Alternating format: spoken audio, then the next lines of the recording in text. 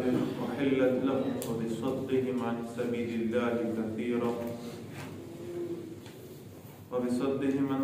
الله كثيرا وأخذهم الربا وقد نهوا عنه وأكلهم أموال الناس بالباطل وأعتدنا للكافرين منهم عذابا أليما لكن الراسخون في العلم منهم والمؤمنون يؤمنون بما أنزل إليك وما أنزل من قبلك والمقيمين الصلاة والمؤتون الزكاة والمؤمنون بالله واليوم الآخر أولئك سنؤتيهم أجرا عظيما إنا أوحينا إليك كما أوحينا إلى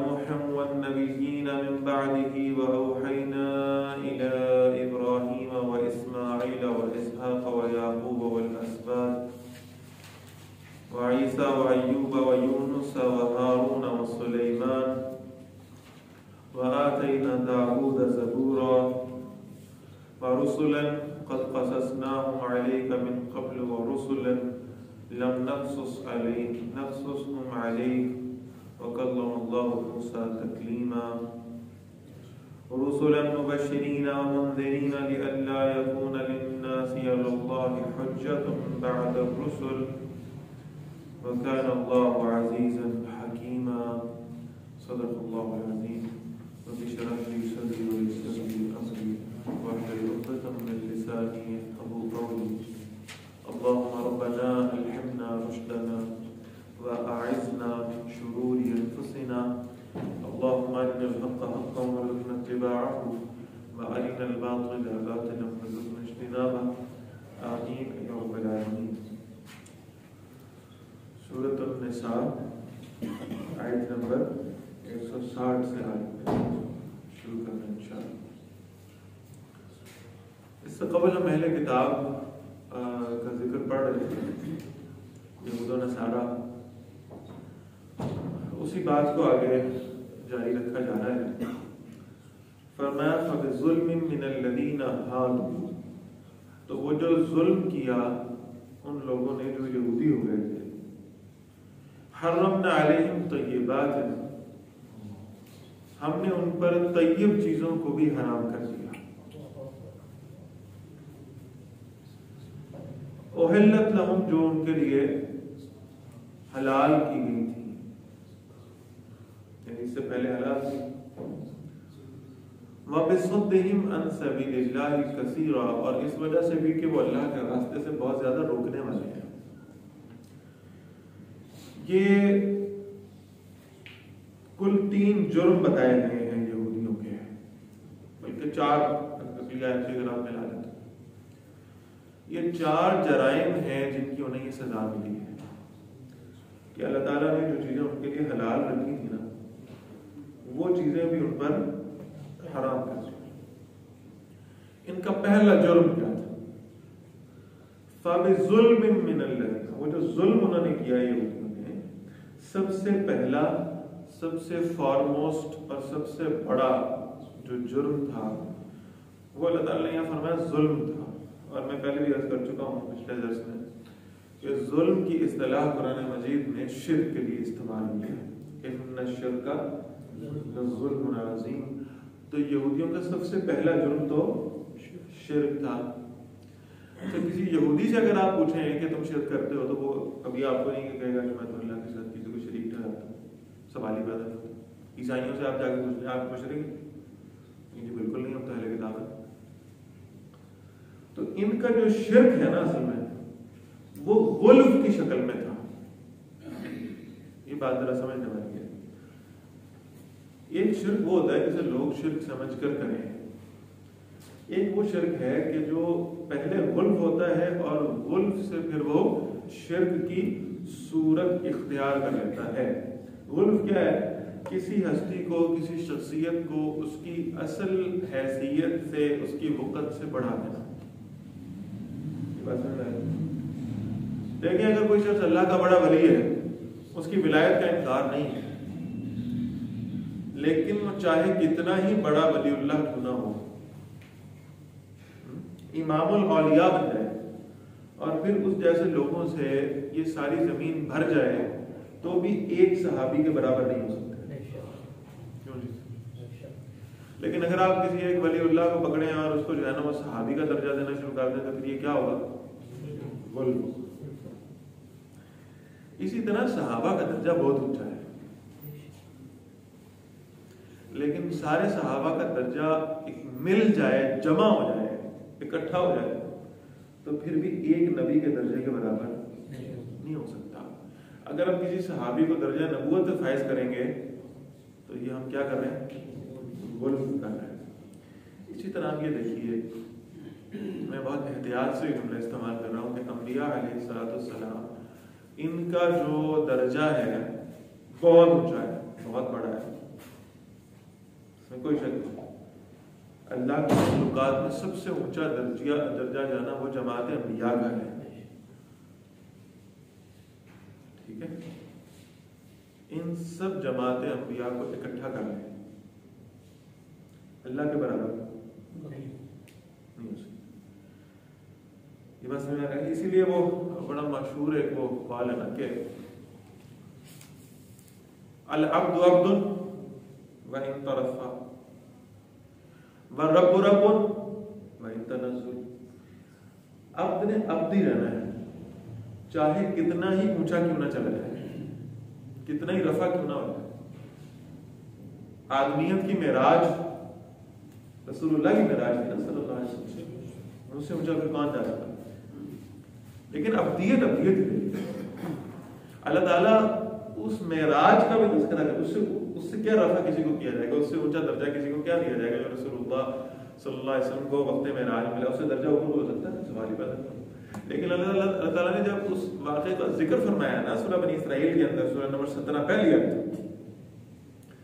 سبحان الذی اسری بعبدہ لیلا من المسجد الحرام الى المسجد الاقصى. آپ دیکھیں دو الفاظ بڑے خاص اللہ نے استعمال فرمائے، سبحان اللہ، اللہ پاک ہے، اس جیسا کوئی نہیں ہو سکتا.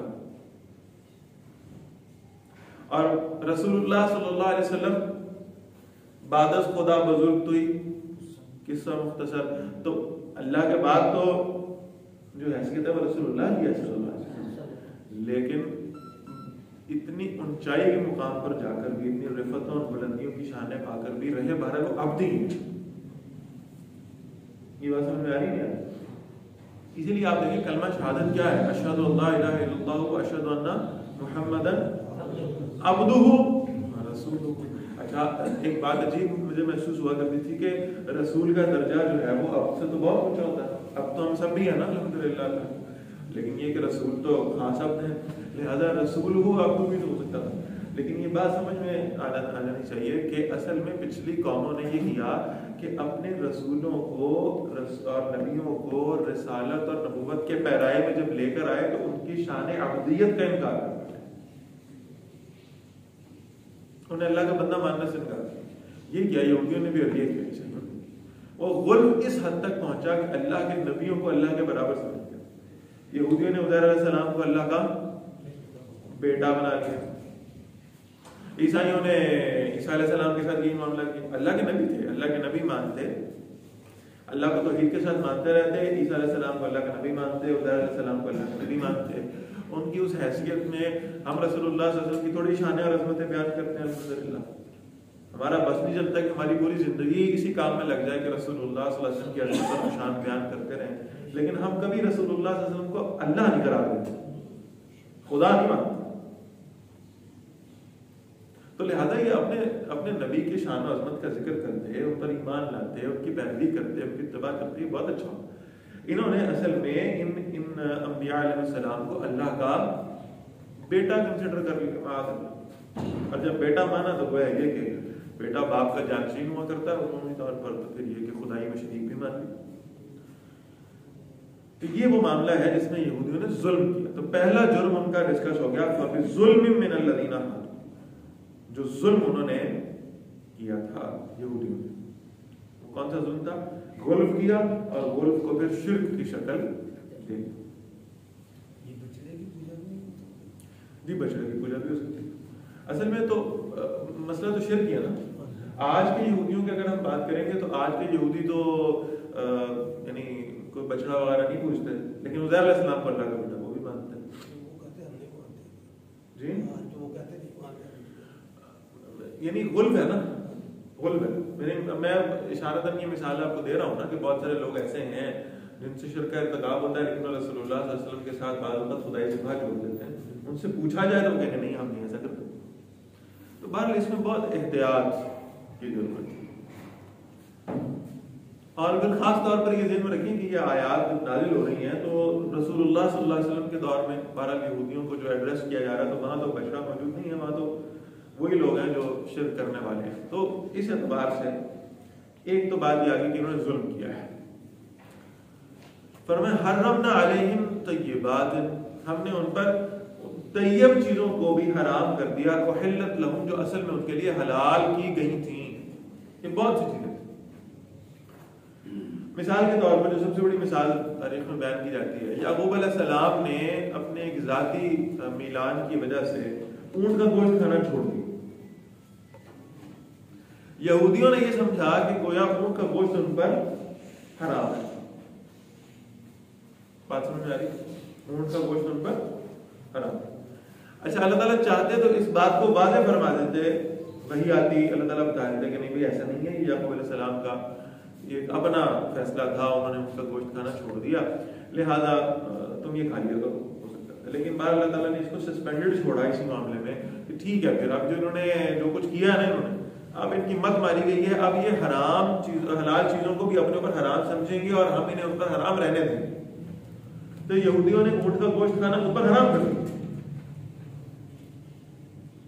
اور مسلمانوں پر دیکھیے اللہ کا کتنا کرم ہے, یعنی رسول اللہ صلی اللہ علیہ وسلم نے اپنے ذاتی مسئلے کی وجہ سے شہد کھانے سے انکار کیا ہے. تو بجائے اس کے کہ امت کو یہ کہا جاتا ہے کہ ٹھیک ہے رسول اللہ صلی اللہ علیہ وسلم نہیں کھا رہے, آپ کھا لیجیے, آپ کے لیے حلال ہے, بلکہ اس امت پر اللہ نے یہ رحم فرمایا کہ رسول اللہ صلی اللہ علیہ وسلم کو کہا گیا کہ امت کی وجہ سے اب آپ کو بھی شہد ترک کرنے کی اجازت نہیں ہے. لما تحرم ما احل اللہ لک, جو اللہ نے آپ کے لیے حلال کیا ہے اسے آپ خود پر حرام کیسے کر سکتے ہیں؟ یہ امت تو آپ سے اس قدر محبت کرتی ہے کہ جو پھر آپ خود چھوڑ دیں گے, یہ امت بھی اسی آپ کی پیروی میں اس کو چھوڑ بیٹھے گی. یہ لوگ بھی شاید نہیں استعمال کریں گے. اور بہرحال یہ اللہ تعالیٰ کا بڑا خاص کرم ہے اور اللہ کا فضل ہے. ورنہ معذرت کے ساتھ یہ جملہ عرض کر رہا ہوں کہ رسول اللہ صلی اللہ علیہ وسلم نے خود پر بہت ساری چیزوں کو حرام کیا, امت پر بھی حرام کیا, ہم نے ان کو اپنے لیے حلال کیا ہوا. ابھی آگے ربا کی بات آ رہی ہے, رسول اللہ صلی اللہ علیہ وسلم کس حد تک اسے یعنی اس کو کنڈیم کر کے گئے ہیں اور حرام قرار دے کر گئے ہیں, لیکن اس کے باوجود امت میں یہ چیزیں چل رہی ہیں. اللہ معاف فرمائے. بے حیائی حرام تھی, امت نے اس کو جائز کر لیا. موسیقی حرام تھی, امت نے جائز کر لیا. شراب حرام تھی, امت نے جائز کر لی. چل رہی ہے. لیکن بہرحال اللہ تعالیٰ کی کرم نوازی ہے, ہمارے کرتوت تو ایسے ہی. اللہ تعالیٰ کی کرم نوازی یہ ہے کہ اللہ تعالیٰ نے فوراً رسول اللہ صلی اللہ علیہ وسلم سے بتا دیا کہ آپ نے شہد کفارہ ادا کریں, لیکن اب آپ نے شہد نہیں چھوڑنا, اس لیے کہ امت بھی آپ کے پیچھے اس شفا والی شے سے معذور نہ ہو جائے, محروم نہ ہو جائے. تو فرمایا جو چیزیں ان کے اوپر حلال کی گئی تھیں وہ بھی ہم نے ان کے اوپر حرام کر دی. وَبِصَدِّهِمْ عَنْ سَبِيلِ اللَّهِ كَثِيرًا, اور دوسری بات, دوسرا ان کا جو جرم تھا وہ کیا تھا کہ وہ اللہ کے راستے سے بہت زیادہ روکا کرتے تھے. یا اللہ کے راستے سے روکنے سے کیا مراد ہے؟ ایک تو یہودیوں کا بہت بڑا جرم تھا کہ انہوں نے اللہ کی کتاب میں تحریفیں کی ہیں. اللہ کے راستے میں چلانے والی شے اللہ کی کتاب ہے, اور اللہ کی کتاب میں تبدیلیوں کا مطلب ہے اللہ کے راستے سے ہٹا دینا, روک دینا. لہذا انہوں نے تورات میں تحریفیں کی اور بہت زیادہ تحریفیں کی. بعض ایسی چیزیں تھیں جو ان کو اپنے لیے آسان محسوس ہوتی تھی, انہیں حلال کرنا چاہتے تھے, تو اپنی طرف سے انہیں کلام اللہ بنا کر ان کی حلت کو جو ہے نا وہ تورات میں شامل کر دیا. اور بعض ایسی حرام چیزیں تھیں جن کی حرمت ان کو ناگوار تھی, تو ان کو جو ہے وہ کتاب اللہ میں سے نکال دیا. تو اس اعتبار سے انہوں نے لوگوں کو دین کے راستے پہ چلنے سے روکا. تیسری بات فرمایا وَأَخْذِهِمُ الرِّبَا,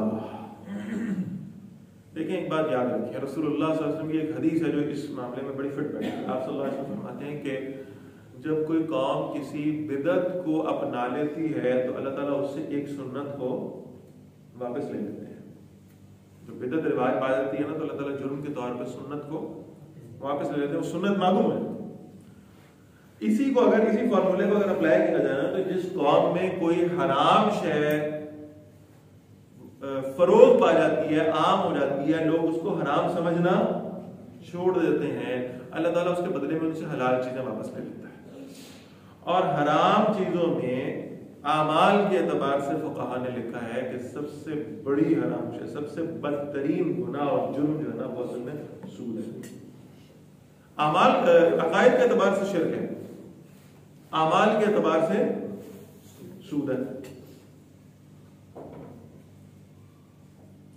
تو فرمایا وَأَخْذِهِمُ الرِّبَا، یہ جو ان پر حلال چیزیں بھی حرام ہوئی تھی نا اس لیے کہ انہوں نے اتنی بڑی حرام شے کو اپنے اوپر حلال کر دیا تھا، انہوں نے ربا لینا شروع کر دیا تھا، سود لینا شروع کر دیا۔ وَقَدْ نُهُوا عَنْهُ، حالانکہ انہیں اس سے روکا گیا تھا، لیکن انہوں نے کیا کیا؟ اب ذرا دیکھیں، ایک یہ ہے کہ اللہ کی کتاب میں، اللہ کے احکام میں تحریف کر دینا، یہ دو الفاظ آپ یاد رکھیں تو انشاءاللہ بڑا فائدہ ہو جائے گا اس سے۔ ایک ہے اللہ کے احکام میں تحریف کرنا، بدل دینا، آیت یا تو کوئی آیت مبارکہ اس کو نکال دیا اللہ کی کتاب میں، یا کوئی اپنی طرف سے ایڈ کر دیا، یہ تو تحریف ہو گئی۔ ایک ہے تعویل کرنا اور غلط تعویل کرنا۔ آیت موجود ہے، اللہ کا حکم موجود ہے، اس کو دائیں بائیں نہیں کیا، اس کی تعویل اپنی مرضی سے کوئی ایسی کر لی ہے جو اللہ کی مراد نہیں تھی۔ اور یہ ہمیشہ تب ہوتا ہے کہ جب آپ اپنے اسلاف سے کٹ جاتے ہیں۔ یعنی آج بھی ہم دین کے کسی حکم کو سمجھنا شروع کریں، سمجھنا چاہیں، قرآن کی کسی آیت کی تفسیر سمجھنا چاہیں تو ہم بہترین اور عافیت والا راستہ یہ ہوگا کہ ہم رسول اللہ صلی اللہ علیہ وسلم سے اس کو لیں، اور آپ صلی اللہ علیہ وسلم کے بعد سے آنے والے اسلاف میں، اکابر میں، علماء میں، مفسرین میں، محدثین میں جو معنی اس کا چلتا رہا اور جو آج تک امت میں پایا گیا ہے اس کو اڈاپٹ کر لیں، اس کی بجائے کہ ہم اس کا ایک نیا معنی نکال کے عوام کے سامنے پیش کر دیں۔ اٹریکشن بہت ہے اس میں، یعنی آپ کو نئی شے نکال کے لوگوں کو دیں گے کہ دیکھیں نا شاید نہیں، یہ مجھے نقطہ سمجھ میں آیا، تو ایک تو لوگ آپ کی تعریف بھی بہت کریں گے کہ یہ تو حضرت صاحب کو جو باتیں سمجھ میں آ رہی ہیں تو کبھی کسی کو آئی نہیں، اور پھر لوگوں کے لیے آسانی ابھی آپ پیدا کر دیں گے تو لوگ آپ کو پسند کرنے لگیں گے، آپ کے فالوور سبسکرائبرز بڑھتے جائیں گے۔ تو یا انہوں نے تعویلیں کی، کچھ اللہ کے احکام بدل دیے، یہ تحریف ہو گئی، اور کچھ ایسے تھے جو موجود تھے ان کی ایسی تعویل کر لی جو اللہ اور اللہ کے نبی کا مطلب نہیں تھا۔ مثال کے طور پر سود کی حرمت آج بھی جو تورات کے نسخے ان کے پاس موجود ہے نا اس میں سود کی حرمت لکھی ہوئی ہے کہ سود حرام ہے، اور قرآن مجید نے کہا وَقَدْ نُهُوا عَنْهُ، انہیں منع کیا گیا تھا سود لینے سے، اس کی انہوں نے تعویل کی۔ اب سنیں ذرا تعویل کیا ہے۔ جب انسان دین کے اندر سے کوئی اپنے لیے اپنی مرضی کا راستہ نکالنا چاہتا ہو نا تو گمراہی بہت ہے، گمراہی کا راستے بہت ہے۔ انہوں نے کہا کہ اصل میں انسانوں کے ساتھ سود کا معاملہ حرام ہے، اس پہ ہم ایگری کرتے ہیں، بات سمجھ میں آ رہی؟ اللہ نے فرمایا اے انسانوں سود نہ لیا کرو انسانوں سے، بات سمجھ میں آ رہی؟ انہوں نے کہا کہ اصلاً ہم یہودیوں کو انسانی نہیں سمجھتے، غیر یہودیوں کو انسانی نہیں سمجھتے، ہمارے نزدیک جو انسان ہے وہ صرف یہودی ہے، جو غیر یہودی ہیں وہ کوئی بدترین مخلوق ہے۔ دیکھ قرآن مجید میں بھی اس طرح کی آیات موجود ہیں کہ نہیں ہے؟ اولئک کالانعام بل ہم اضل، یہ جو لوگ دین کی بات کو نہیں سمجھتے یہ کیا ہے؟ تو جانور ہیں، بل ہم اضل، بلکہ اس سے بھی زیادہ برے ہیں۔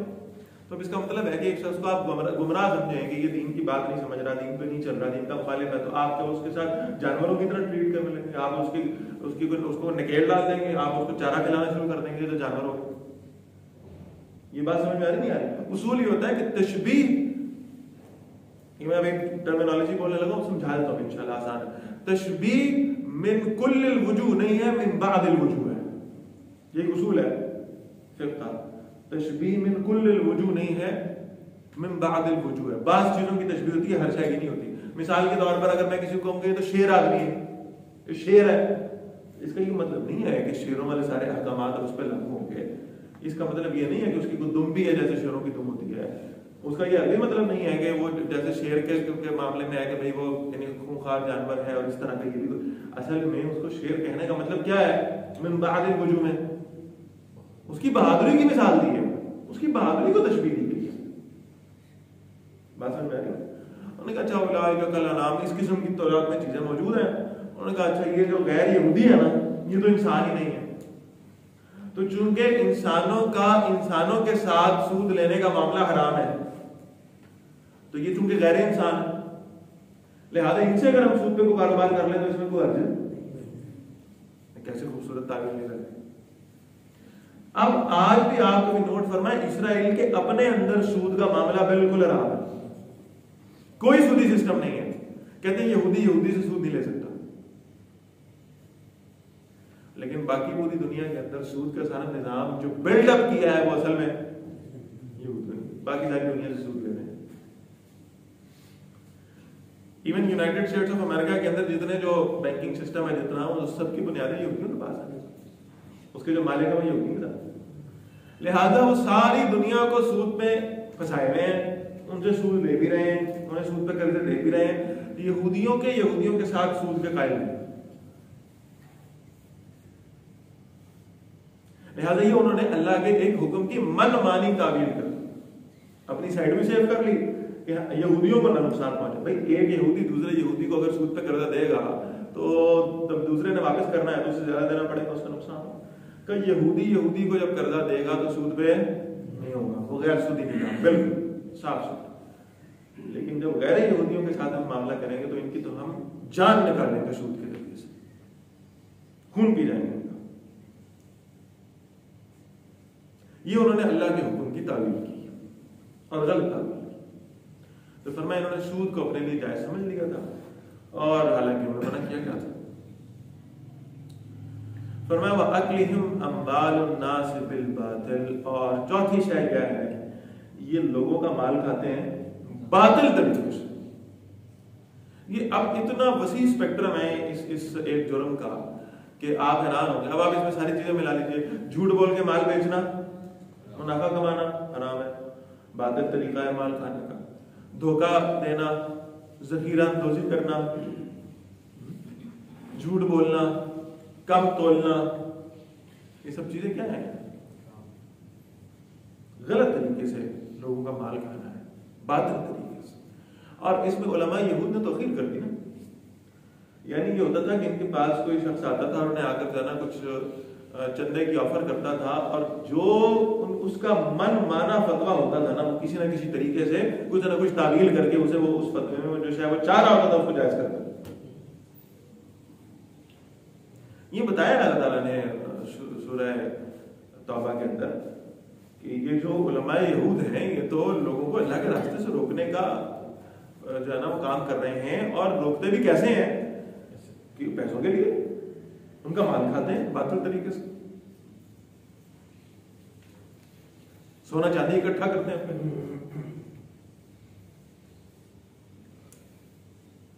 تو یہ 4 جرائم ان کے بیان ہوئے ہیں. میں ایک دفعہ پھر گنوا دیتا ہوں آپ کو. پہلا جرم ہے اللہ کے ساتھ شرک کرنا, غلف کی کیفیت, غلف کرنا. جو ہستیاں ہیں, جو شخصیات ہیں, ان کو ان کی حیثیت سے بڑھا کر کسی اور درجے پر, اونچے درجے پر فائز کرنا, یہ غلف. دوسرا کام اللہ کے راستے سے روکنا, اور اللہ کے راستے سے روکنے کا مطلب یہ کہ کلام اللہ میں جو اللہ نے حکم دیے ہیں ان کو کسی مصلحت کی وجہ سے لوگوں کے سامنے پیش نہ کرنا. تیسری بات ہم نے پڑھ لی سود, اور چوتھی بات لوگوں کا مال باطل طریقے سے کھانا, نہ کھانا. اب یہاں ذرا رک کے ایک مرتبہ ذرا اپنا مراقبہ فرما لیں کہ ان 4 چیزوں میں سے کوئی ایک چیز ایسی تو نہیں جو ہمارے اندر نہیں ہے. چاروں کی چاروں. وہ جو رسول اللہ فرماتے ہیں صلی اللہ علیہ وسلم کہ تم اور تمہارے پچھلے جوتے کے 2 پیروں کی طرح ہو جاؤ گے کہ جب انہیں ساتھ میں لایا جاتا ہے تو بالکل ایک جیسے لگتے ہیں. کوئی کیفیت ہو غلف کی انتہا ہمارے معاشرے میں، انتہا، اور وہ غلف شرک کی شکل اختیار کر دیتا ہے۔ پھر دوسری بات، اللہ کے راستے سے روکنا۔ آپ ٹھنڈی میٹھی باتیں کرتے رہے لوگوں کے سامنے، دین کا اصل حکم تک پہنچائے نا، لوگ آپ سے بڑے راضی رہیں گے، ہو رہا ہے۔ تیسری بات، آج بھی آپ عرب میں خاص طور پہ آپ دیکھ لیں، جن کو ہم کسی زمانے میں لیڈر مانا کرتے تھے، آج وہاں حق بات کہنے والے لوگ پائے نہیں کرتے، یا شہید کر دیے گئے ہیں یا جیلوں کے اندر موجود ہیں۔ لوگوں کو اللہ کے راستے سے روکا جا رہا ہے، موجود ہے امت مسلمہ میں۔ تیسری بات نوٹ کر لیں، سود بتانے کی ضرورت ہے۔ کون سا چوک اور چوراہا ایسا ہے ہمارے ملک میں جہاں ہم نے سود کے اڈے نہیں کھول رکھی، اور جہاں علل اعلان سود نہیں لیا جا رہا، اور کون سا کس دن کا کون سا اخبار ہوتا ہے جس میں سود کے اشتہارات علل اعلان موجود نہیں ہوتے؟ لوگوں نے اس کو سود سمجھنا چھوڑ دیا۔ اور چوتھی شے، لوگوں کے مال باطل طریقے سے کھانا، جھوٹ بول کر مال بیچنا، دھوکہ دینا، فریب کرنا، ذخیرہ اندوزی۔ کون سی ایسی شے ان میں سے جو بتائیں ہمارے معاشرے میں موجود نہیں؟ سب کچھ۔ اور اس کی بنیاد پر پھر اللہ تعالیٰ کہہ رہے ہیں ہم دو کام کر رہے ہیں دنیا میں۔ ہم کیا کر رہے ہیں دنیا میں؟ ہم یہ کریں گے کہ جو چیزیں ان کے لیے حلال قرار دی گئی تھی انہیں ان پر حرام کر دیں۔ آپ دیکھیے اللہ کی نعمتیں آہستہ آہستہ ہم سے واپس لی جا رہی ہیں۔ رسول اللہ فرماتے تھے صلی اللہ علیہ وسلم، فتنوں کا دور آئے گا، پانی نایاب ہو جائے گا۔ آج سے 20-30-40 سال پہلے کے ذرا احوال دیکھ لیں، کبھی کسی کو معلوم تھا کہ پانی بھی کم ہو سکتا ہے؟ زمین سے پانی نیچے اترتا جا رہا ہے۔ جو آپ موٹروں کے بور کرتے ہیں یہ گہرے ہوتے جا رہے ہیں، پانی نیچے جا رہا ہے، کم یاب ہو رہا ہے۔ حلال چیزیں جو اللہ تعالیٰ کی تھی اللہ تعالیٰ واپس لے رہے ہیں۔ اور دوسری بات جو اللہ فرما رہے ہیں کہ دنیا میں جن کے ساتھ یہ ہوگا، آخرت میں کیا ہوگا؟ فرمایا وَأَعْتَدْنَا لِلْكَافِرِينَ مِنْهُمْ عَذَابًا عَلِيمًا، اور ایسے ناشکروں کے لیے، ایسے انکار کرنے والوں کے لیے ہم نے آخرت میں بڑا دردناک عذاب تیار کر رکھا ہے۔ اللہ آمین۔ لیکن جیسے آپ عربی میں کہتے ہیں لیکن، مگر، لیکن الراسخون فی العلم منہم، ان میں کچھ ایسے لوگ ابھی بھی موجود ہیں جو علم میں بڑے راسخ ہیں، جن کا علم بڑا پختہ ہے، کچا علم نہیں، پختہ ہے۔ اچھا یہ ذرا ذہن میں رکھیں 2-3 باتیں اس آیت کے حوالے سے۔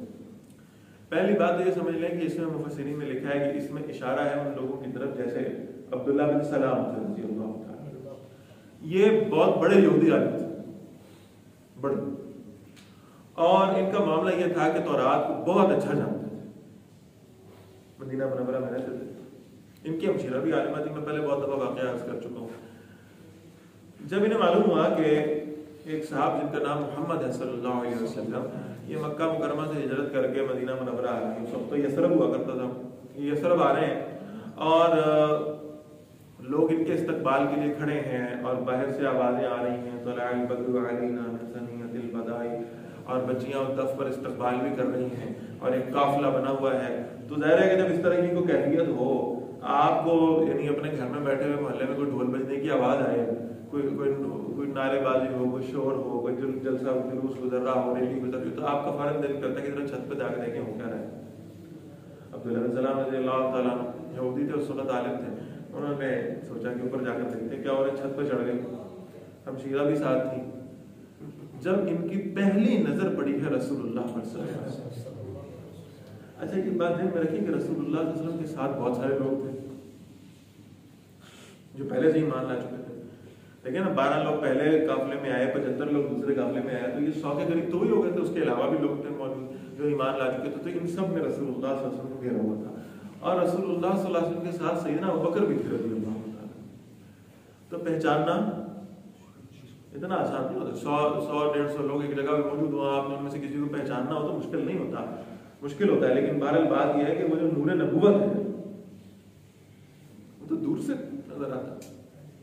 تو عبداللہ بن سلام کہتے ہیں کہ میں نے جو پہلی نظر میں رسول اللہ کو دیکھا نا صلی اللہ علیہ وسلم، پتہ نہیں کہ اصطلاح ہے ہمارے معاشرے میں بن گئی ہے الٹی پلٹی، لیکن مجھے تو وہ عبداللہ بن سلام کا واقعہ جب بھی میں پڑھتا ہوں یا پڑھاتا ہوں وہ اصطلاح مجھے ضرور یاد آتی ہے کہ اصل میں اگر آپ واقعتاً کہیں گے نا لو ایٹ فرسٹ سائٹ،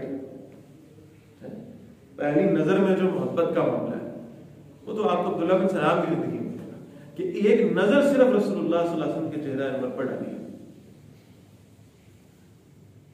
تو کہا کہ میں ان پر ایمان لانے کے لیے جا رہا ہوں. تو ان کی ہمشیرہ ساتھ ہی انہوں نے کہا یہودی عالم ہو تم نے تورات پڑھی ہوئی ہے، اتنی جلدی کوئی مہر نبوت تو دیکھتے جا کے، کوئی معجزات تو دیکھتے جا کے، پتہ نہیں آخری نبی ہے کہ نہیں، اور تم اتنی جلدی تمہیں فیصلہ کر لیا تم ایمان لا. تو جواب سن عبداللہ بن سلام خود روایت کرتے ہیں، وہ کہتے ہیں کہ میں نے اپنی بہن سے کہا کہ جیسے ہی میں نے ان کے چہرے کی جانب دیکھا ہے تورات کے اوراق میں مجھے ان کا چہرہ نظر آنے لگا. اور کہتے مجھے محسوس ہوا کہ اگر میں نیچے اتر کے سیڑھیوں سے نیچے اتروں گا، پھر گھر کو کراس کروں گا، پھر باہر جاؤں گا تو ایمان لانے میں کوئی مجھ سے سبقت نہ لے جائے. تو مجھ پر ایسی کیفیت جذباتی طاری ہوئی، کہتے میں نے چھت سے نیچے چلا گیا کہ میں پہلے جا کے ایمان لیا. یہ ہے راسخون فی العلم، جنہیں واقعی تورات کا رسوخ فی العلم حاصل تھا، جن کے پاس مضبوط علم موجود. اور یہ ذہن میں رکھیے گا بات کہ رسوخ فی العلم سے مراد صرف کتابوں کا یاد ہونا نہیں ہے، صرف علم کے ڈھیر ہونا نہیں ہے. ہم نے بہت سارے ایسے لوگوں کو اپنی زندگی میں دیکھا کہ جو اپنے سامنے یعنی جب خطاب فرمانے بیٹھتے تھے نا تو یہ ٹیبل لگا ہوا ہے میرے سامنے، تو قرآن مجید ہے، میں نے تو یہ پڑھانا ہوتا، یہ ٹیبل لگا ہوا سامنے تو یہاں بھی کتابوں کے ڈھیر پڑے ہیں اور یہاں بھی کتابوں کے ڈھیر پڑے ہیں، ایسے ڈھیر. اور یہ کیا صرف علمیت کا اظہار تھا، ورنہ اتنی کتابوں میں سے وہ چیزیں نکال کے تو اندر رکھ نہیں رہا ہوتا اپنے خطبے کے اندر. کتابوں کے ڈھیر لگے پڑے ہوتے ہیں، لائبریریاں بھری ہوئی ہیں، کتابیں پڑھی ہیں، لیکن اس کے باوجود گمراہی کے ایسے دروازے اللہ نے ان پہ کھولے ہوئے تھے کہ اتنا سب کچھ موجود ہونے کے باوجود ہدایت نہیں تھی. علم بہت رسوخ فی العلم انسان کو ہدایت دلاتا ہے، رسوخ فی العلم انسان میں تقویٰ پیدا کرتا ہے، اللہ کا ڈر پیدا کرتا ہے. اسی لیے اللہ نے فرمایا انما یخشی اللہ من عبادہ العلماء، وہ جو علماء ہیں نا علم رکھنے والے ہیں ہمارے بندوں میں سے، وہ اللہ سے سب سے زیادہ ڈرنے والے ہیں. لہذا جتنا علم آتا ہے اتنی خشیت بڑھتی ہے، اتنا تقویٰ بڑھتا ہے، اتنا اللہ کا ڈر زیادہ ہوتا ہے. تو رسوخ فی العلم ہونا، فرمایا لیکن الراسخون فی العلم منہم، ان میں سے جو رسوخ فی العلم رکھنے والے ہیں، مضبوط علم رکھنے والے، پختہ علم رکھنے والے ہیں، والمؤمنون اور ایمان والے بھی، یؤمنون بما انزل الیک، جو ایمان رکھتے ہیں اس پر بھی جو نبی صلی اللہ علیہ وسلم آپ کی طرف نازل کی گئی ہے، وما انزل من قبل، اور جو آپ سے پہلے نازل کی گئی تھی کتابیں ان پر بھی ایمان رکھتے ہیں. یہاں یہ نوٹ فرمائیں کہ قرآن مجید میں جہاں بھی اس طرح کا جملہ آیا ہے نا، جب سورہ بقرہ میں آپ دیکھتے ہیں بالکل آغاز میں تو بما انزل الیک وما انزل من قبلک، تو علماء نے لکھا ہے کہ جہاں جہاں یہ جملہ قرآن مجید میں آیا ہے یہ رسول اللہ صلی اللہ علیہ وسلم کی ختم نبوت پر دلیل ہے، اس لیے کہ من قبل آیا ہے، من بعد نہیں آیا. جو آپ پر نازل ہوئی کتاب اس پر بھی ایمان لاتے ہیں، جو آپ سے پہلے ہوئی ہے اس پر بھی ایمان لاتے ہیں. بعد میں چونکہ کوئی آنی ہی نہیں ہے، کوئی نہ کوئی کتاب آئے گی، نہ کوئی کلام آئے گا، نہ کوئی رسول آئے گا، نہ کوئی نبی آئے گا، لہذا بعد کا تذکرہ یہاں نہیں ہے. تو یہ رسوخ فی العلم رکھنے والے ایسے لوگ موجود ہیں یہودیوں میں جو ایمان لاتے ہیں قرآن مجید پر بھی اور پچھلی کتابوں پر بھی. والمقیمین الصلاۃ، اور وہ نماز کو قائم کرنے والے ہیں. والمؤتون الزکوٰۃ، اور زکوٰۃ کی پابندی کرنے والے ہیں. والمؤمنون باللہ والیوم الآخر، اور اللہ اور آخرت پر بھی ایمان رکھنے والے ہیں.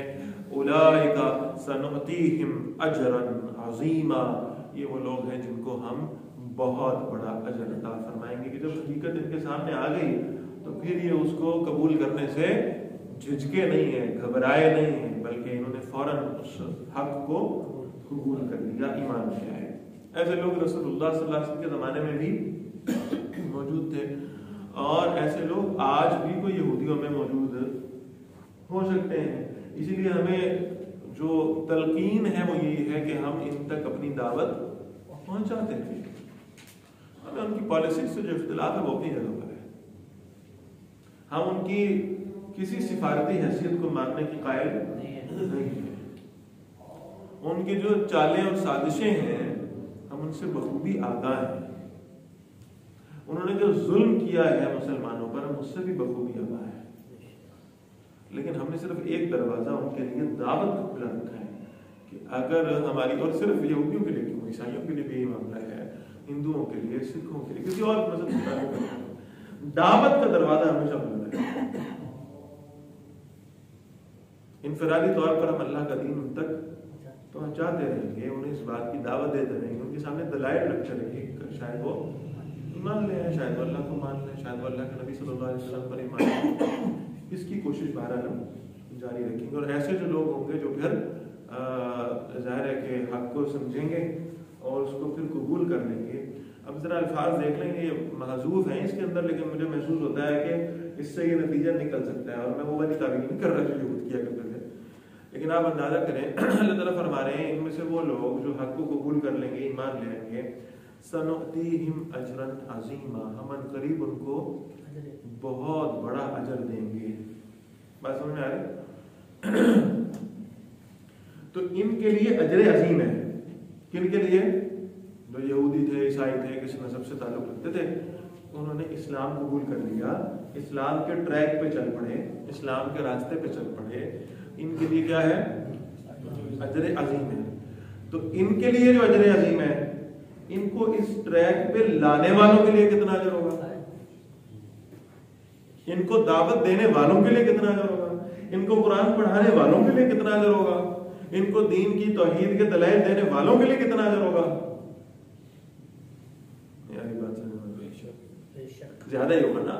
یعنی ان کا تو ان کو ملے گا ہی، اور ان کا اپنا بھی کچھ نہ کچھ ہوگا. تو اگر ان لوگوں کے لیے، نئے آنے والوں کے لیے اجر عظیم ہے، تو وہ جو پرانے تھے اور ان کو کھینچ کر لائے ہیں اس راستے کے اوپر، ان کے لیے تو بہرحال کیسا اجر ہوگا. اللہ تعالیٰ ہی فیصلہ فرمائیں گے قیامت کے دن انشاءاللہ. فرمایا انا اوحینا الیک کما اوحینا الی نوح والنبیین من بعدہ. اے نبی صلی اللہ علیہ وسلم، ہم نے آپ کی طرف وحی بھیجی ہے. اچھا، یہ بڑی خوبصورت آیت ہے. اس میں انبیاء علیہ السلام کے ناموں کا ایک بڑا پیارا گلدستہ آپ کو نظر آئے گا. انبیاء علیہ السلام کا بڑا تذکرہ اللہ تعالیٰ نے یہاں فرمایا. اے نبی صلی اللہ علیہ وسلم، ہم نے آپ کی طرف وحی بھیجی کما اوحینا الی نوح، جیسے ہم نے وحی بھیجی تھی نوح علیہ السلام کی طرف، والنبیین من بعدہ، اور ان کے بعد کے پیغمبروں کی جانب بھی. وَأَوْحَيْنَا إِلَىٰ إِبْرَاهِيمَ وَإِسْمَاعِيلَ وَإِسْحَاقَ وَيَعْقُوبَ وَالْأَسْبَاطِ وَعِيسَىٰ وَأَيُّوبَ وَيُونُسَ وَهَارُونَ وَسُلَيْمَانَ. اور جیسے ہم نے وحی کی تھی ابراہیم علیہ السلام، اسماعیل، اسحاق، یعقوب، اسباط، عیسیٰ. اسباط سے یہاں مراد ہے اولاد یعقوب علیہ السلام کی اولاد، اور عیسیٰ اور ایوب اور یونس اور ہارون اور سلیمان علیہ السلام، ان کی طرف بھی ہم نے یہ وحی بھیجی تھی. وَآتَيْنَا دَاوُودَ زَبُورًا، اور ہم نے داؤد علیہ السلام کو زبور عطا فرمائی. اچھا، یہاں نوٹ فرمائیں، ایک تو یہاں آدم علیہ السلام کا تذکرہ نہیں ہے، کیوں جی ایسے؟ اور دوسری بات ہے کہ بات شروع ہو رہی ہے نوح علیہ السلام سے. تو اصل میں اس لیے ہے کہ نوح علیہ السلام آدم ثانی ہے. یعنی وہ جو جیسے نسل انسانی آدم علیہ السلام سے چلی تھی، وہ پہلا فیز چل کے ختم ہوا تھا نوح علیہ السلام پر، اور پھر آگے ساری نسل انسانی نوح علیہ السلام سے چلی. دائیں بائیں والی جو پھیل گئی تھی وہ سب ختم ہو گئی، پھر آگے پوری نسل انسانی نوح علیہ السلام کی اولاد میں سے آگے چلی. اس اعتبار سے نوح علیہ السلام کا ذکر پہلے کیا، اور پھر آگے جتنے انبیاء علیہ السلام آئے ہیں ان کا ذکر اللہ تعالیٰ نے اسی ترتیب سے فرما دیا. وَرُسُلًا قد قصصناہم علیک من قبل، اور ان رسولوں پر بھی ہم نے وحی کی جن کا ہم آپ سے پہلے واقعہ بیان کر چکے ہیں، جن کا قصہ ہم آپ کو سنا چکے ہیں. وَرُسُلًا لم نقصصہم علیک، اور ایسے بھی رسول ان کی طرف بھی ہم نے وحی کی جن کا ہم نے آپ سے ذکر نہیں کیا. یہ تقریباً 1,24,000 کے قریب ٹوٹل انبیاء علیہ السلام آئے ہیں، جن میں سے سب کا ذکر قرآن مجید میں تو موجود نہیں ہے. صرف اولو العزم من الرسل کا ذکر موجود ہے، باقی سب کا نام لے کر تذکرہ اللہ تعالیٰ نے نہیں فرمایا، تو ان کی طرف بھی اللہ تعالیٰ فرما رہے ہیں جن کا ہم نے آپ سے ذکر بھی نہیں کیا، ان کی طرف بھی ہم نے وحی کی تھی، وہ بھی ہمارے نبی علیہ السلام. اور ان سارے نبیوں میں ان سارے انبیاء علیہ السلام میں ایک نام اور مس ہوا جو آپ نے محسوس نہیں کیا. یہ وہ ہے جن کو اللہ تعالیٰ نے خاص شرف اور سعادت عطا فرمائی تھی، اور وہ کون ہے؟ وَكَلَّمَ اللَّهُ مُوسَىٰ تَكْلِيمًا، اور موسیٰ سے تو ہم نے بخود کلام فرمایا تھا. اچھا یہ حضرات دو باتیں سمجھ لیں. وَكَلَّمَ اللَّهُ مُوسَىٰ تَكْلِيمًا سے مراد ہے ہم نے موسیٰ علیہ السلام سے ویسے گفتگو کی جیسے گفتگو کی جاتی ہے. اچھا اب ذرا نوٹ فرمائیں، کلام اللہ سب کو ملا ہے. اللہ کا کلام جو بھی کتابیں نازل ہوئی ہیں، صحیفے نازل ہوئے، وہ اللہ کا کلام ہے. اور موسیٰ علیہ السلام کو بھی کلام اللہ ملا ہے. یہ پورا قرآن مجید کلام اللہ ہے، اس میں کوئی شک نہیں. لیکن موسیٰ علیہ السلام کی جو ایک خاص حیثیت ہے، یہاں مراد وہ کلام اللہ نہیں ہے کہ پوری کتاب جو دی گئی ہے یا جو تختیاں الواح تھی جن پہ اللہ کا کلام لکھا ہوا تھا، وہ مراد نہیں. یہاں ہم اگر موسیٰ علیہ السلام کو کلیم اللہ کہتے ہیں تو اس کا مطلب ہے اللہ تعالیٰ نے 1 to 1 ان کے ساتھ گفتگو فرمائی ہے، براہ راست گفتگو فرمائی ہے. اور براہ راست گفتگو سے مراد یہ ہے کہ عمومی طور پر وحی میں اللہ اور اللہ کے نبی کے مابین ہوتا ہے فرشتہ جبرائیل علیہ السلام. اور جب ہم کہہ رہے ہیں کلم اللہ موسیٰ تکلیما، تو یہاں جب اللہ تعالیٰ نے کلام فرمایا خود، تو درمیان میں فرشتے کا واسطہ موجود نہیں ہے. یہ ڈائریکٹلی کلام فرمایا اللہ تعالیٰ نے حضرت موسیٰ علیہ السلام سے. یہ ان کی ایک امتیازی شان اور خصوصیت. اچھا اب یہاں ایک بات نوٹ فرما لیں، یہ جتنے انبیاء علیہ السلام ہیں ان کو اللہ تعالیٰ نے کچھ نہ کچھ امتیازی خصوصیات اور شانیں عطا فرمائی ہیں. انبیاء اور رسول ہونے کی حیثیت میں تو یہ سب برابر ہیں، لیکن سب کو اللہ تعالیٰ نے کچھ نہ کچھ خاص عطا فرمایا ہے. مثال لے لو، جیسے موسیٰ علیہ السلام کے بارے میں کیا فرما دیا ہم نے؟ ان کو شاباش کلام فرمایا نا، ہم نے ان سے کلام فرمایا، ہم نے کلیم اللہ بنا دی. عیسیٰ علیہ السلام کو اللہ تعالیٰ نے بہت سارے معجزات عطا فرمائے. مردے کی قبر پہ جا کے کھڑے ہوتے تھے اور فرماتے تھے قم بإذن اللہ، تو اٹھ کے کھڑا ہو جاتا تھا. اور یعنی مردار میں پھونک مارتے تھے تو اس کے اندر جان آ جاتی تھی. معجزات اللہ تعالیٰ نے عیسیٰ علیہ السلام کو عطا فرمایا، روح اللہ بنایا. ابراہیم علیہ السلام کو خلیل اللہ بنایا. اچھا نوح علیہ السلام کو اللہ تعالیٰ نے کمال کا صبر عطا فرمایا. 950 سال دعوت، اور 950 سالوں میں دعوت کے اوپر کوئی بھی ایمان نہیں لا رہا اگر، تو پھر بھی استقامت کے ساتھ دن رات اسی کام میں لگے. تو استقامت نوح علیہ السلام کی اور صبر یہ ان کو اللہ نے عطا فرما دیا. پھر آپ یہ دیکھیں کہ یعنی وقت نہیں، میں سارے کی بات کر رہا ہوں کہ سب کو اللہ تعالیٰ نے کچھ نہ کچھ خاص کیفیات، خاص خصوصیات اللہ تعالیٰ نے عطا فرمائی انبیاء علیہ السلام کو. تو اب یہاں بورڈ تو میرے پاس نہیں ہے، لیکن میں ہاتھ سے اشارہ کرتا ہوں تو آپ انشاءاللہ سمجھ جائیں گے. آپ نے کبھی دیکھا پرانے زمانوں میں وہ وقت کو ناپنے کے لیے کیا اشیاء استعمال ہوتی تھی؟ جی وہ ریت والا ہوتا تھا نا، ایک یوں کر کے ایک ٹرائنگل یوں بنی ہوئی ہے اور پھر ٹرائنگل بنی ہوئی ہے. یہ اشارے سے سمجھ آ رہا ہے آپ کو؟ ٹھیک ہے نا. تو اوپر پہلے اس کا اتنی بڑی وہ ہوتی تھی، اس کی بیس ہوتی تھی، پھر وہ اکٹھی ہو کر ریت ساری ایک پوائنٹ پہ اکٹھی ہو جاتی تھی. پھر اس ایک پوائنٹ سے جانا پھر دوبارہ باہر نکلتی تھی، اور پھر دوبارہ بیس بڑی ہے تو وہ ڈسٹریبیوٹ ہو جاتی. آپ شکل سمجھ میں آ گئی میرے ہاتھوں سے؟ آپ یہ شکل آپ اپنے ذہن میں رکھیں، اور پھر دیکھیں اللہ تعالیٰ نے ترتیب کیا بنائی ہے کہ اس جگہ پر سارے انبیاء علیہ السلام، ان سب کی جو جو خصوصیات اور جو جو شانیں تھی نا، اللہ تعالیٰ نے ان کو فوکس کر کے جمع کیا ہے ذات رسول اللہ صلی اللہ علیہ وسلم.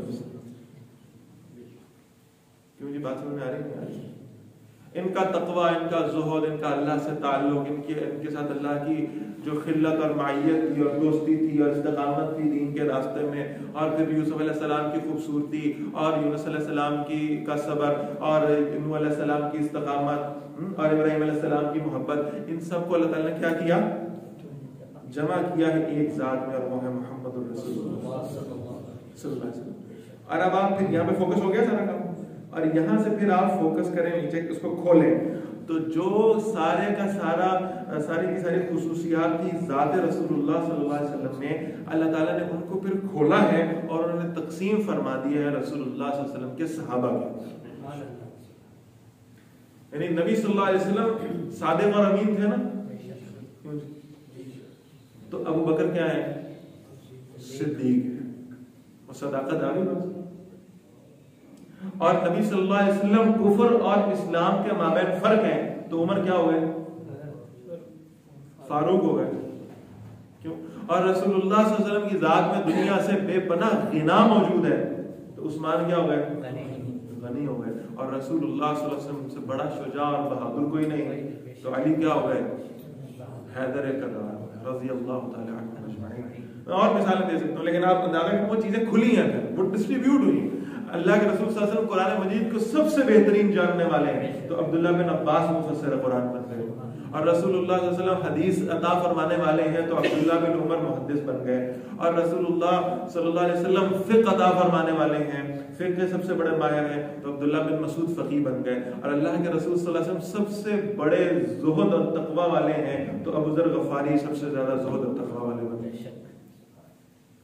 بات سمجھ میں آ رہی ہے؟ یعنی وہ سارے انبیاء علیہ السلام کی خصوصیات کو اللہ نے جمع فرمایا رسول اللہ کی ذات میں صلی اللہ علیہ وسلم. پھر اللہ کے رسول صلی اللہ علیہ وسلم کی ذات سے ان کو کھولا، اور پھر آگے وہ عطا فرمائیں گے صحابہ کرام رضوان اللہ تعالیٰ علیہم اجمعین کی جو ذوات مقدسہ ہیں، ان میں وہ خصوصیات اللہ تعالیٰ نے تقسیم فرما دی. فرمایا رسول مبشرین و منذرین. یہ رسول جتنے بھی تھے سب کے سب، ان کی دو حیثیتیں تھیں. یہ مبشر بھی تھے، منذر بھی تھے. مبشر کا مطلب ہے خوشخبریاں سنانے والا، منذر کا مطلب ہے ڈرانے والا، اللہ کے عذاب سے خوف زدہ کرنے والا. تو ان کی دونوں حیثیت تھی. ہر نبی اور رسول ان دونوں حیثیتوں میں آئے ہیں. یعنی جو اللہ پر ایمان لانے والے ان کو بشارتیں، اور جو انکار کرنے والے ہیں ان کے لیے ڈراوا ہے. لئلا یکون للناس علی اللہ حجۃ بعد الرسل، تاکہ ان کو مبعوث کر دینے کے بعد لوگوں کے پاس اللہ کے مقابلے میں کوئی حجت باقی نہ رہے. وہ قیامت والے دن جا کر یہ نہ کہہ دے کہ ہمیں تو پتہ ہی نہیں تھا، ہم تو اللہ سے متعارف ہی نہیں تھے، ہمیں تو اللہ کے دین کا علم ہی نہیں تھا، ہم تک تو اللہ کا پیغام ہی نہیں پہنچا تھا. اب حجت نہیں ہے لوگوں کے پاس، اب اللہ کا دین پہنچ چکا ہے، اور رسول اللہ صلی اللہ علیہ وسلم پر آ کر وہ دین کامل ہوا ہے، اور اب قیامت تک وہ دین موجود ہے. بلکہ اس امت کے لوگوں کی ڈیوٹی اللہ نے لگا دی ہے کہ جنہوں نے اپنی زندگیاں اس کام میں لگائی ہیں کہ وہ کیا کرتے ہیں کہ لوگوں تک جا کر اللہ کا دین پہنچاتے ہیں. اب کوئی شخص اپنے گھر میں بیٹھا ہو اور وہ کہ مجھے تو پتہ ہی نہیں تھا کہ دین کا یہ بھی کوئی حکم ہے، مجھے تو معلوم ہی نہیں تھا کہ یہ حلال ہے اور یہ حرام ہے. اب یہ قیامت والے دن اللہ کے سامنے کوئی حجت اور کوئی معذرت پیش نہیں کر سکتا. اللہ تعالیٰ نے مکمل کر دیا دین کو اور لوگوں کے سامنے رکھ دیا ہے. وَكَانَ اللَّهُ عَزِيزًا حَكِيمًا. اور بے شک اللہ تعالیٰ غالب ہے اور بڑا حکمت والا ہے. لہذا اب یہ ہدایت کس میں کتنی تقسیم ہوگی، کس کو کس قدر ملے گی، کس کا درجہ اللہ کے نزدیک کتنا ہوگا، یہ اس پہ غلبہ بھی اللہ ہی کا ہے اور اس میں حکمت بھی اللہ ہی کی ہے. اللہ تعالیٰ ہمیں اس ہدایت کے راستے کی طرف چلائے. استغفر اللہ لی ولکم ولسائر المسلمین والمسلمات. الحمد للہ رب العالمین والعاقبۃ للمتقین والصلاۃ والسلام علی سید الانبیاء والمرسلین. رب اعنا علی ذکرک وشکرک وحسن عبادتک. اللهم إنا نسألك إيمانا كاملا ويقينا صادقا وقلبا خاشعا ولسانا ذاكرا وتوبة نصوحا وتوبة قبل الموت وراحة عند الموت والعفو عند الحساب. ونسألك الجنة ونعيمها ونعوذ بك من النار. اللهم إنا نعوذ بك من النار. اللهم إنا نعوذ بك من النار. اللهم إنا نعوذ بك من النار. أذهب الباس رب الناس واشفي أنت الشافي لا شفاء إلا شفاء شفاء لا يغادر سقما. اللهم اغفر لحينا وميتنا وشاهدنا وغائبنا وصغيرنا وكبيرنا وذكرنا وأنثانا. اللهم من أحييته منا فأحيه على الإسلام ومن توفيته منا فتوفه على الإيمان. ربنا ظلمنا أنفسنا وإن لم تغفر لنا وترحمنا لنكونن من الخاسرين. صلی اللہ تعالی علی رسول خیر خلقہ محمد وعلى آلہ وصحبہ اجمعین برحمتک یا ارحم الراحمین.